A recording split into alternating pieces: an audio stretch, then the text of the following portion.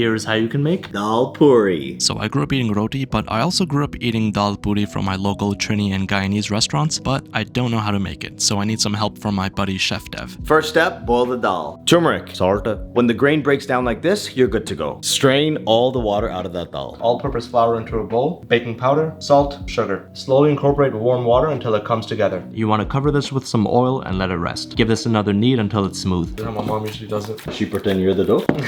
And portion it out into dough balls. Garlic. Wary pepper. More garlic. And make sure to scrape down the sides. Now let's blend the dal. Oil goes into the pan. We're gonna dry out this filling. We want it crumbly. Jeera, salt.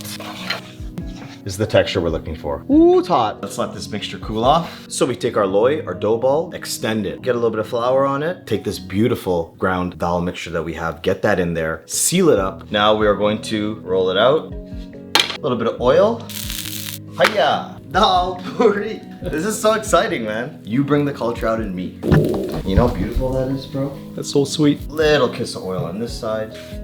Bye, watch how this thing swell up. It is indeed swelling. This is done. Fold it like this. You can fold it over again. Yo, mango achar from Sista Kamla in Guyana. We take it on the Daal Puri, and now you just roll it up. This is the best snack, bro. Daal Puri and achar. Okay. No, man.